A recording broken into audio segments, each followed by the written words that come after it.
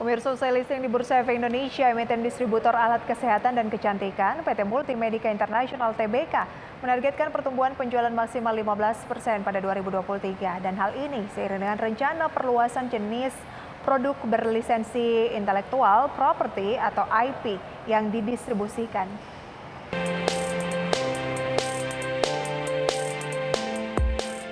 Di tengah ancaman resesi global pada tahun 2023, perusahaan masih optimis alami pertumbuhan penjualan. Produk berlisensi IP yang dipasarkan perusahaan tidak hanya mencakup alat kesehatan, tapi juga akan menambah ke produk kecantikan, perawatan kulit, hingga makanan dan minuman. Perusahaan memproyeksikan pertumbuhan penjualan di tahun ini bisa mencapai 25% dan meningkat hingga 10-15% di tahun depan. Sementara itu, merujuk pada prospektus perseroan dana hasil penawaran umum perdana saham atau IPO ini, 65% diantaranya akan digunakan untuk modal kerja, mendukung kegiatan operasional dan pengembangan bisnis, sedangkan sisanya sekitar 30% akan digunakan untuk perusahaan pusat distribusi dan sarana logistik.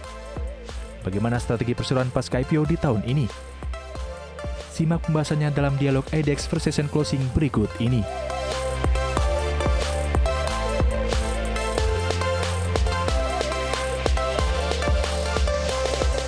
Dan untuk membahas tema kita kali ini terkait dengan strategi bisnis MMIX pasca IPO, sudah tersambung melalui video conference bersama dengan Pak Mengki Mangarek, Direktur Utama PT Multimedica International (TBK). Pak Mengki, selamat siang, apa kabar? Selamat siang, Mbak Prisa. Kabar baik, luar biasa. Terima kasih banyak ya untuk waktunya pada kesempatan siang hari ini. Selamat untuk MMIX yang akhirnya berhasil melantai di Bursa Efek Indonesia. Kalau saya lihat dari RTI begitu ya, pergerakan harga saham dari MMIX luar biasa, auto reject atas 34,74%, naik 66 poin di posisi 256. Bagaimana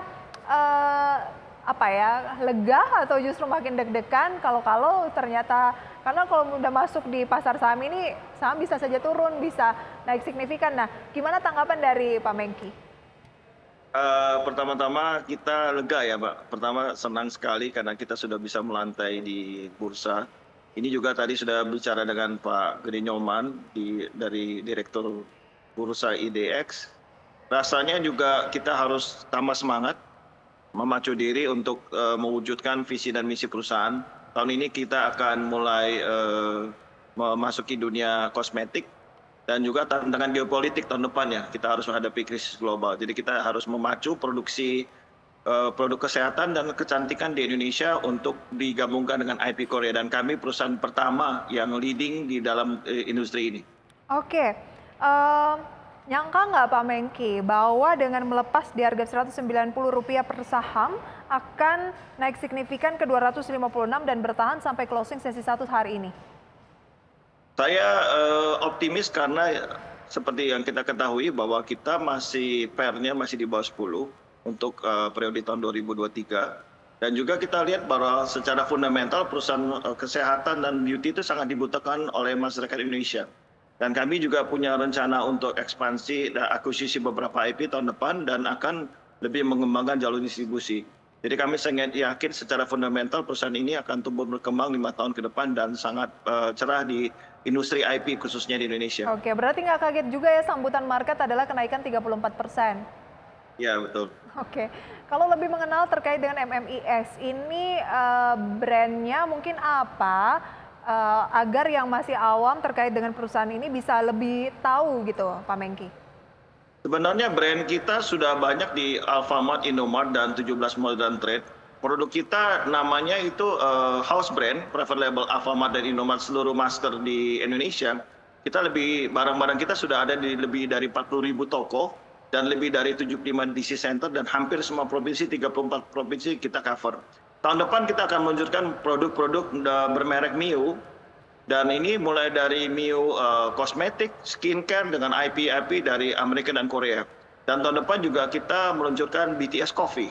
Itu satu-satunya IP yang kita dapat dari Korea yang akan kita luncurkan di seluruh market di Indonesia. Dan tanggapannya aja sudah banyak fans atau penggemar dari IP ini sudah ngantri, sudah bilang kapan keluar. Dan kita juga akan luncurkan apps ya tahun depan. New apps ini untuk para UMKM atau milenial yang ingin memiliki hak untuk reseller untuk IP dari Korea ini. Wow, Berarti ada kerjasama dengan IP Korea gitu ya? Betul. Sekarang 80% dari Korea, sisanya dari Amerika dan negara lain.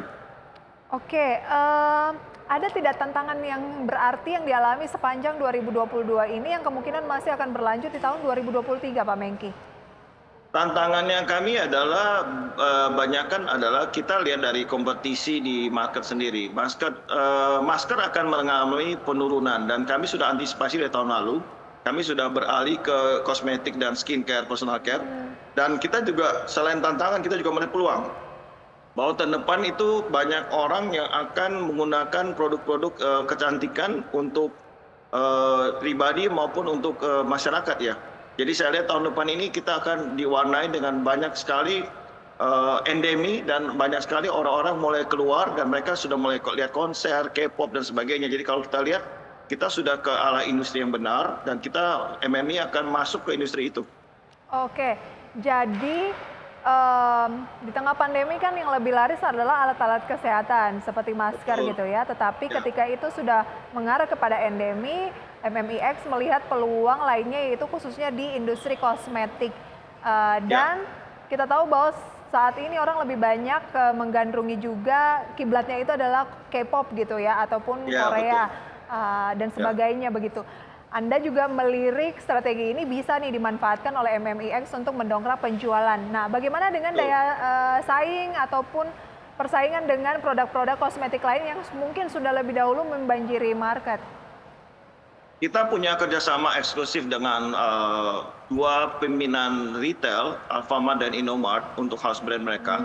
Kami akan mendirikan 20.000 K-pop corner di grup Alfamart, Alfamidi, dan grupnya mereka sendiri.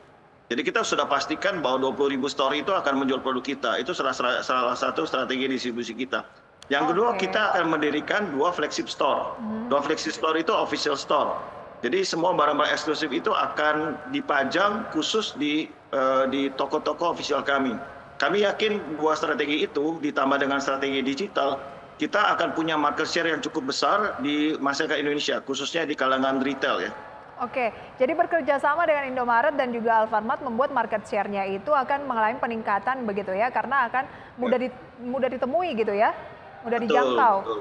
Baik, nah berapa dana yang berhasil dihimpun perseroan dalam IPO hari ini? Dana yang berhasil dihimpun adalah 114 miliar dan kami juga cukup senang dengan IPO kita cukup luar biasa, oversubscribe sampai 175 kali. Dana yang masuk di IPO 3,5 triliun, Mbak. Sangat luar biasa sekali. Tapi kita hanya bisa nampung 20 miliar saja. Jadi kira-kira begitu. Jadi ini menunjukkan antusiasme yang sangat tinggi dari masyarakat Indonesia terhadap industri IP dan K-pop khususnya di beauty dan skincare dan personal care product. Baik, dana ini sebagian besar akan digunakan kemana saja Pak Menkki?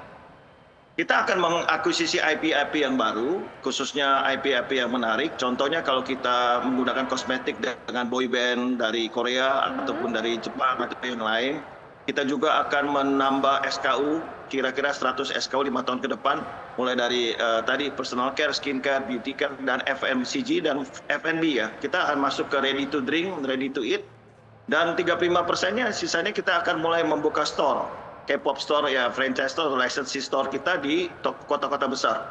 Dan kita juga akan menambah gudang atau warehouse untuk jaringan logistik kita lebih banyak di setiap daerah.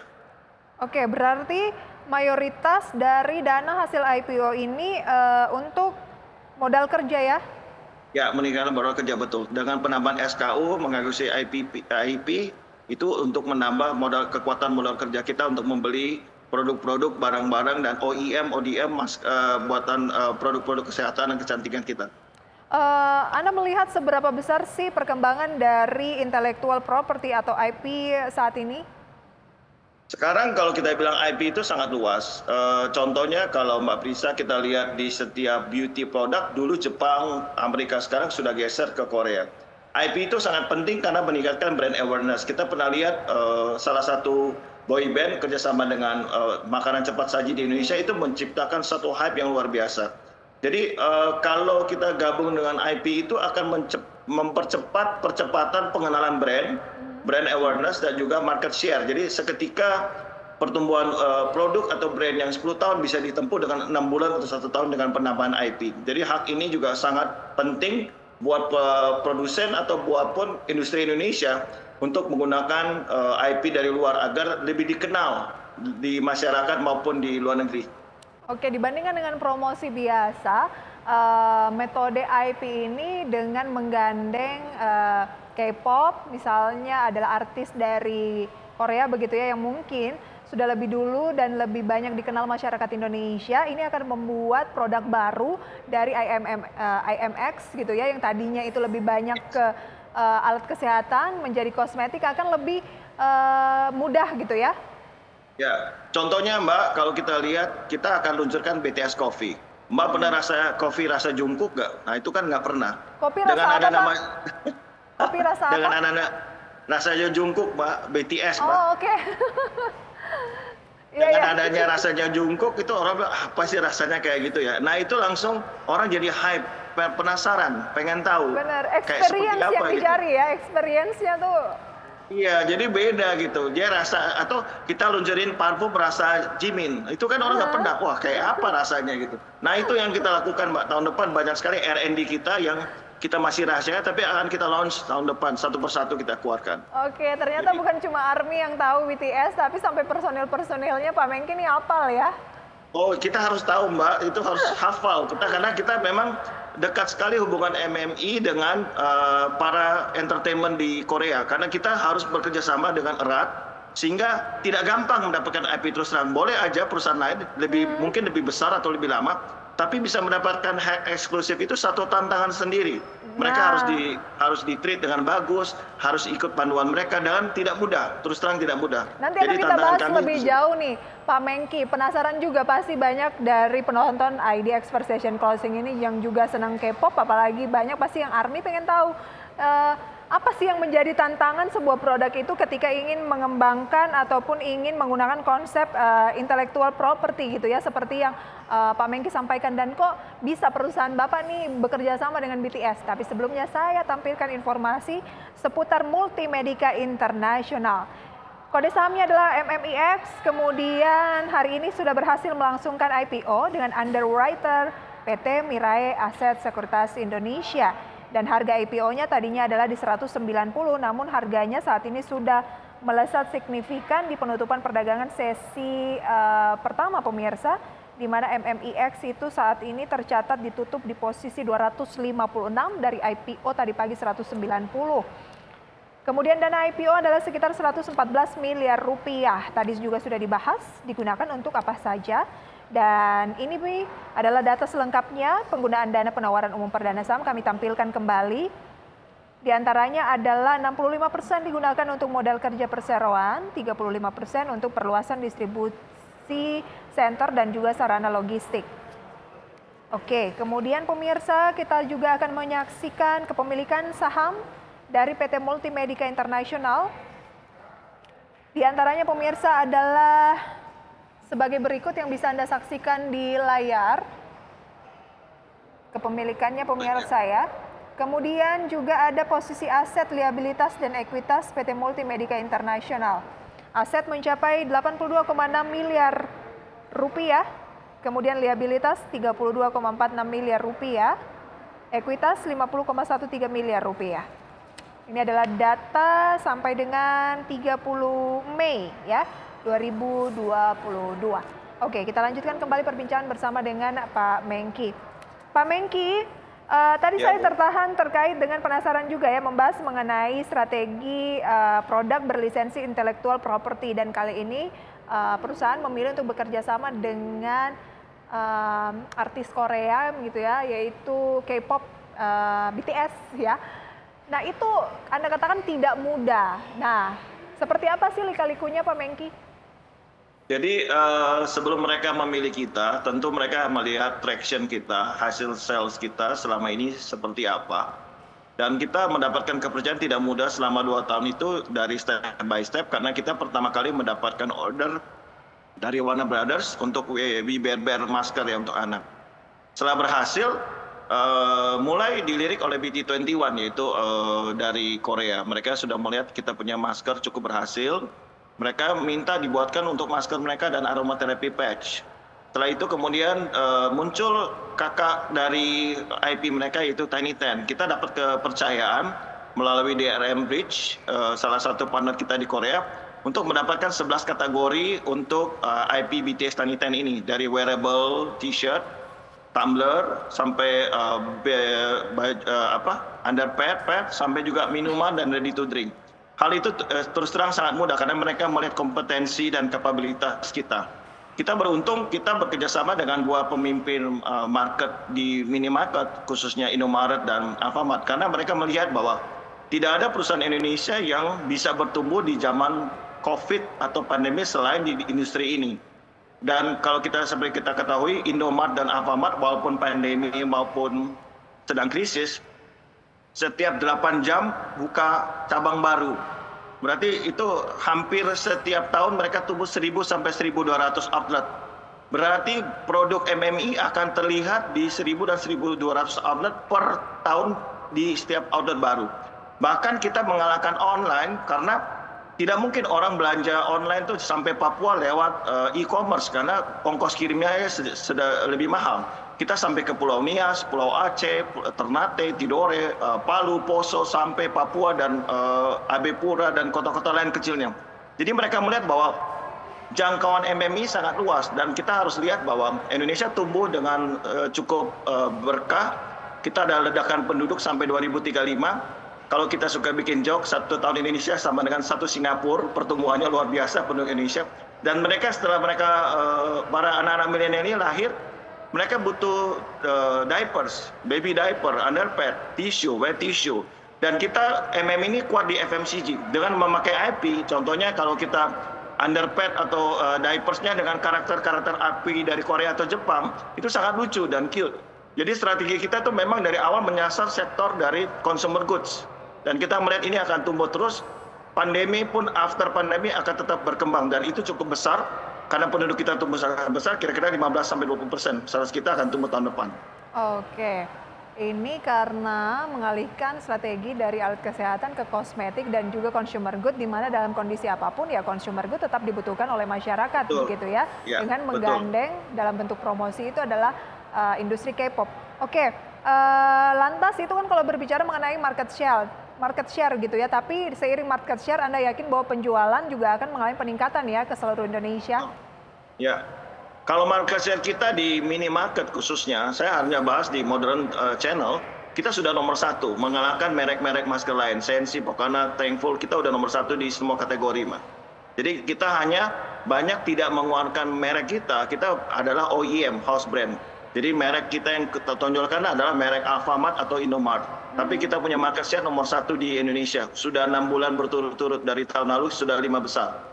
Kira-kira yang demikian. Bahkan mungkin kita sudah menjangkau lebih dari 10 juta customer. Cuma orang tidak tahu bahwa di belakangnya produk itu dibuat oleh MMI. Kira-kira demikian. Jadi banyak yang nggak tahu bahwa ini adalah produk MMI atau yang berkode saham MMIX karena menonjolkan mereknya itu adalah Alfamart, Indomaret gitu ya. Padahal itu bekerja sama dengan MMIX gitu ya. Ya, betul. Oke, luar biasa. Lantas bagaimana dengan kalau berbicara mengenai liabilitas nih Pak Menkki, saya lihat boleh dikoreksi data kami 30 Mei itu mencapai 32,46 miliar rupiah. Jadi banyak kan kita punya liabilitas itu bukan hutang bank, tapi malahan kita adalah hutang dagang. Artinya kita banyak membeli barang, membeli IP dan juga membeli stok untuk masker kita pada saat itu. Sekarang sudah berubah menjadi hak guna royalti ya. Kita harus bayar royalti kepada pihak, terutama sekarang pihak Korea dan Amerika. Dari dua negara itulah kita memperoleh hutang usaha. Kira-kira demikian. Oke, hutang besarnya itu diperoleh dari 2 negara tersebut, tapi lebih khusus untuk modal ya? Modal, betul. Modal kerja. Dan ini untuk keberlangsungan juga usaha yang saat ini memang terlihat mengalami geliat begitu ya Pak Menkki ya? Ya, kita sedang kontraksi karena kita sedang peningkatan permintaan yang cukup tinggi ya, kira-kira demikian. Permintaan yang cukup tinggi harusnya bagus dong, bukannya kontraksi? Ya, sorry bukan kontraksi tapi ekspansi, Mbak. Jadi kita di Ekspansi, stretching, oke. stretching, sorry maaf koreksi. Baik, Kita ini di stretch.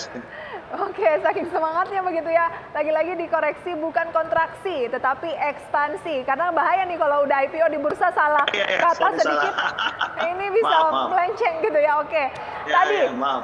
bisa bekerja sama dengan BTS. Nanti akan meluncurkan kopi BTS. Dan Anda bilang itu tidak mudah karena ya memang akurasi mereka itu sangat ketat. Dari segi penjualan harus signifikan dan sebagainya. Karena pasti yang menawari mereka juga banyak. Jadi kurasinya juga harus signifikan. Nah, saya rasa dengan begitu MMIX juga untuk menjalankan kinerja, kemudian juga mempertahankan transparansi di Bursa Efek Indonesia. Karena kan kalau IPO harus lebih transparan, itu juga harusnya ke depan sudah semakin mudah ya Pak ya. Sejauh mana Ya. Anda bisa optimis? Jadi kami memang sudah menjadi cukup dikenal di Korea karena kami sebagai salah satu importir atau distributor yang dikenal cukup dekat dengan pemain-pemain retail maupun modern trade dan general trade. Mereka itu sekarang ngantri mau masukin barang ke kita. Walaupun banyak sekali importir yang lain, mereka percaya MMIX punya nilai tambah. Karena kita tidak hanya impor mentah atau mendistribusikan secara mentah-mentah, kami melakukan R&D. Contohnya, rasa kopi di Korea itu yang terkenal adalah Americano dan Sweet Americano. Buat lidah Indonesia tidak cocok, karena orang Indonesia suka yang manis-manis, Mbak. Kayaknya teh botol manis, Coca-Cola yang manis. Yang Coca-Cola Zero tuh jarang laku. Jadi kalau yang tidak manis kurang. Jadi kita menawarkan rasa Indonesia, yaitu cafe latte dan juga milk tea atau seperti teh tarik ya. Jadi hasil itu yang kita research, kita kembalikan ke Korea dan mereka akhirnya mau. Sangat sulit meyakinkan Hype dan XY sebagai Hankul Yakult produsen dari Korea untuk bisa menerima tes Indonesia, dan itu perjuangan MMI. Banyak yang tidak tahu bahwa kita memberi masukan, rasa, tes sampai mereka setuju, dan akhirnya kita sedang proses BPOM dan halal untuk produk ini. Jadi sebenarnya perjuangan kita jangan dilihat bahwa kita hanya distribusi biasa. Tidak, kita tuh melakukan R&D dan memberikan masukan kepada pihak mereka. Oke, luar biasa. Bagaimana target 2023 Pak Menkki? Kita yakin kita tumbuh 15% di sektor beauty dan skincare. Kita akan masuk produk-produk whitening dan serum, mist, dan juga kita akan masuk di sektor ready to drink, ready to eat dari produk IP kita. Mudah-mudahan bisa berhasil ditambah dengan masker kita yang sudah berjalan dengan baik. Oke, kinerjanya ditargetkan tumbuh 15% sepanjang tahun 2023 ya? Ya, betul. Dan itu masih bisa di-adjust seiring dengan kondisi nanti ya, bisa naik. Ya, setuju. Dan kita harapkan naik gitu ya. Oke, Pak Menkki, terima kasih banyak untuk sharing informasinya. Sukses selalu untuk Anda dan juga proyek-proyek yang akan dicanangkan di tahun depan. Dan kita tunggu perbincangan-perbincangan spesial lainnya Pak Menkki ya. Salam sehat. Terima kasih Mbak Bisa. Salam sehat.